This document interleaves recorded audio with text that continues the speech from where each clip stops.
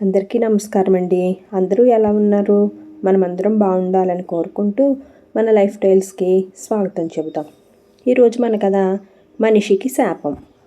పట్నం వెళ్ళిన తన కొడుకు ప్రతాపుడు చీకటి పడిన తర్వాత కానీ రాడు అనుకున్న తల్లి జయమ్మ సూర్యాస్తమయం కాకుండానే త్వరగా తిరిగి రావటం చూసి ఈరోజు అరటిగెల చాలా త్వరగా అమ్ముడుపోయినట్లుంది అని అంది. ప్రతాపుడు కష్టజీవి. ఇంటి వెనక మురుగునీరు పారే చోట అరటి మొక్కలు నాటాడు. ముదిరిన అరటి గెలలు పట్నం తీసుకువెళ్ళి సంతలో అమ్మితే ఎంత లేదన్నా గెలకు ఒక 100 రూపాయలు వస్తాయి. ప్రతాపుడి భార్య విమల భర్త కోసం మంచినీళ్ళు తీసుకువచ్చి పిల్లల బడి జీతాలు రేపే కట్టాలట అని అంది. అలాగా, ఎన్నో నెలలుగా కష్టపడి పెంచిన అరటిగెల అమ్ముడుపోయినా ఆ డబ్బు అనుభవించే ప్రాప్తం లేని బ్రతుకు, అంతా నా కర్మ అని విసుక్కుంటూ అరటిగెల అమ్మగా వచ్చిన డబ్బు విమల చేతిలో పెట్టాడు ప్రతాపుడు. అంతలా చిరాకు పడితే ఎలారా అంది జయమ్మ. లేకపోతే నాన్న చేసిన పనికి ఆనందపడాలా అన్నాడు ప్రతాపుడు కోపంగా. ఆ మాటలకి జయమ్మ తెల్లబోతూ, 10 ఏళ్ల క్రితం పోయిన మీ నాన్నని ఇప్పుడు ఆడిపోసుకుంటున్నావెందుకు అని అడిగింది. ప్రతాపుడు కాసేపు మౌనంగా ఊరుకుని, అమ్మా, జరిగిందేమిటో నీకు తెలియనిది కాదు.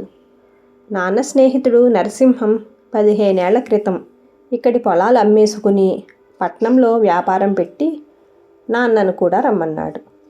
నాన్నకి పుట్టి పెరిగిన ఊరు వదలటం ఇష్టం లేదు. ఇప్పుడు మనకు మిగిలింది 4 ఎకరాలు. దాని మీద వచ్చే ఆదాయంతో నలుగురం బతకాలి. నాన్న కూడా వ్యాపారంలో దిగితే ఎంత బాగుండేది అన్నాడు.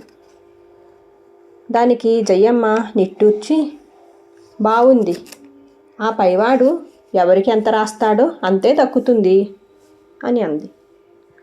అలా వేదాంతం చెప్పకు. ఆ నరసింహం కొడుకు గోవిందం నాయుడు వాడే ఎంత సుఖంగా ఉన్నాడు. పట్నానికి మన ఊరికి మధ్య ఉన్న అడవిలో ఋషీశ్వరుని దర్శించుకోవటానికి గుర్రపు బగ్గీలో వెళుతూ నడిచి వస్తున్న నన్ను బగ్గీలో ఎక్కించుకున్నాడు.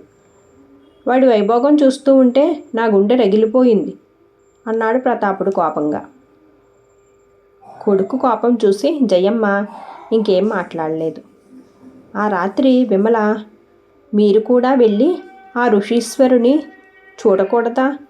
ఆయన కనికరిస్తే మన జీవితాల్లో ఏమైనా మార్పు రావచ్చు అని అంది భర్తతో. భార్య సలహా నచ్చిన ప్రతాపుడు ఆ మర్నాటి ఉదయాన్నే ఋషీశ్వరుడి ఆశ్రమానికి వెళ్ళాడు. ఋషీశ్వరుడు ప్రతాపుడిని చూడగానే, ఏం నాయనా అలా విచారంగా ఉన్నావు అని అడిగాడు నవ్వుతూ.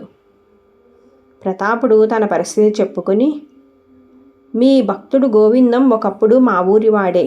ఆయన తండ్రి అతడికి లక్షలు ఆస్తిపాస్తులు ఇచ్చాడు. మా నాన్న నాకు ఇచ్చింది ఏ పాటి? నాకు నా జీవితం మీద రోత పుడుతూ ఉంది అన్నాడు ఆవేశంగా. ఋషీశ్వరుడు చిన్నగా నవ్వి, జీవితంలో హెచ్చు తగ్గులు సహజం. కాలప్రవాహంలో మార్పులు అలాగే ఉంటాయి. అయినా మీ నాన్నగారు ఇచ్చిన తరగని ఐశ్వర్యాన్ని నువ్వు గుర్తించలేకపోతున్నావు. అదే నీ ఆరోగ్యం. నువ్వు కష్టపడతావు, కడుపు నిండా తింటావు.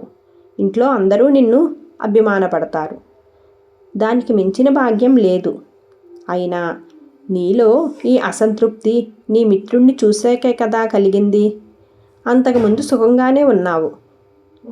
నిజానికి అతని గురించి తెలుసుకుంటే నీలో అసూయ కారణంగా కలిగిన అసంతృప్తి అలా కలిగేదే కాదు అన్నాడు. గోవిందం భోగభాగ్యాలతో హాయిగా ఉన్నాడు. అతనికి ఏంటి కొరత అన్నాడు ప్రతాపుడు. అయితే విను, గోవిందంలో ఐశ్వర్యం తెచ్చే అన్ని వ్యాధులు ఈ వయసుకే తిష్ట వేసుకుని కూర్చున్నాయి. కోట్లుండి ఏం లాభం? తీపి తినాలంటే చక్కెర వ్యాధి, ఉప్పు తినాలంటే రక్తపు పోటు, 4 అడుగులు వేయనీయకుండా ఆయాసం. వీటికి తోడు వ్యాపారంలో తట్టుకోలేని పోటీ నిద్ర లేకుండా చేస్తుంది. మందుల కోసం, మనశ్శాంతి కోసం తరచు ఇక్కడికి వస్తూ ఉంటాడు అన్నాడు ఋషీశ్వరుడు. అలాగా అంటూ ఆశ్చర్యపోయాడు ప్రతాపుడు. ఋషీశ్వరుడు ఒక క్షణం ఆగి, కావాలంటే నిన్ను క్షణాల్లో కోటీశ్వరుణ్ణి చెయ్యగలను. ప్రశాంతమైన ఇప్పటి జీవితమే చాలో, మనశ్శాంతి లేని కోటీశ్వరుడి జీవితం కావాలో నువ్వే నిర్ణయించుకో అంటూ ప్రతాపుడు తల మీద చెయ్యి పెట్టాడు. వెంటనే ప్రతాపుడు కళ్ళు మూతలు పడ్డాయి. ప్రతాపుడు బ్రహ్మాండమైన భవనంలో హంసతూలికా తల్పం మీద పడుకొని ఉన్నాడు. ఇంటి నిండా సేవకులు, ఎదుట పళ్ళు, పంచభక్ష పరమాన్నాలు. అయినా ప్రతాపుడు ఆయాసంతో లేవలేకపోయాడు. సేవకులను గట్టిగా పిలవటం కూడా సాధ్యం పడటం లేదు. ఎంతో ప్రయత్నం మీద లేచి కూర్చుని నేల మీద కాలు మోపి ముందుకు అడుగు వేయపోయి వాడు అలాగే పడిపోయాడు. అలా పడిపోయినవాడు భార్యని, తల్లిని పిలిస్తే వాళ్ళు సేవకులను పిలిచారు. ఆ వెంటనే ప్రతాపుడు, వద్దు వద్దు, నాకీ జీవితం వద్దు అంటూ అరుస్తూ కళ్ళు తెరిచాడు. ఎదురుగా ఋషీశ్వరుడు చిరునవ్వు నవ్వుతూ అతనికి కనిపించాడు.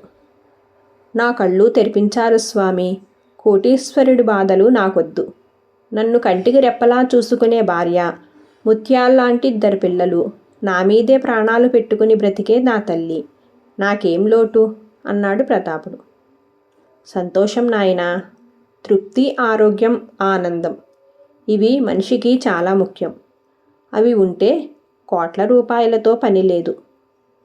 మరొక సంగతి, మనిషికి అసూయ శాపం వంటిది. నీ మిత్రుడు గోవిందుణ్ణి చూశాకే నీలో అది కలిగింది. అసంతృప్తికి లోనయ్యావు. ఇప్పుడది తొలగిపోయింది. ఇక నీ ఇంట్లో ఆనందం వెల్లివిరుస్తుంది. వెళ్ళిరా అని ఆశీర్వదించాడు ఋషీశ్వరుడు. ప్రతాపుడు ఋషీశ్వరుడి పాదాలకి నమస్కరించి సంతోషంగా ఇంటికి తిరుగు ప్రయాణం అయ్యాడు. కథ సుఖాంతం. ఇప్పుడు అసలు దొంగలు కథ. రామ్కుమార్, కృష్ణకుమార్ మంచి స్నేహితులు.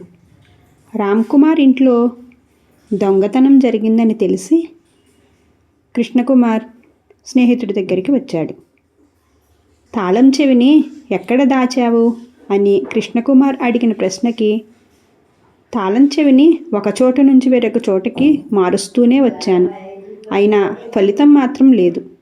3 సార్లు నేను తాళం చెవి దాచిన చోటును కనిపెట్టి దాన్ని తీసుకుని దొంగలు తమ పనితనం చూపించారు అన్నాడు రామ్కుమార్ విచారంగా. మరి వాళ్ళు బీరువా తలుపులు తెరిచి దొంగతనం చేస్తారని అనుమానం ఉన్నా ఎందుకలా మొద్దుగా నిద్రపోయావు? నీపై మత్తుమందు చల్లారా ఏంటి అని అడిగాడు కృష్ణకుమార్ నవ్వుతూ. నాకు అదే అనుమానంగా ఉంది. అలా చేసిన వాళ్ళని గుర్తించాను కూడా అన్నాడు రామ్కుమార్. మరి అలాంటి వాళ్లపై పోలీసులకు ఫిర్యాదు చేసి పోయిన సొమ్ముల్ని రాబట్టుకోవచ్చు కదా అని అడిగాడు కృష్ణకుమార్. ఆ పని మీదే ఇప్పుడు వెళుతున్నాను. అలా దొంగతనానికి పాల్పడింది మరెవరో కాదు. వారం రోజుల క్రితం కొత్తగా వంట పనికి, ఇంటి పనులకి చేరిన రమణమ్మ, తన భర్త గోవిందయ్య అన్నాడు రామ్కుమార్. కథ సుఖాంతం. Thank you for watching guys. Friends, మన కథను లైక్ చేయండి. మీ సలహాలు, సూచనలు కామెంట్ చేయండి. ఇంకా ఇలాంటి మరెన్నో మంచి కథల కోసం మన ఛానల్లోకి వెళ్ళి చూడండి. Thank you.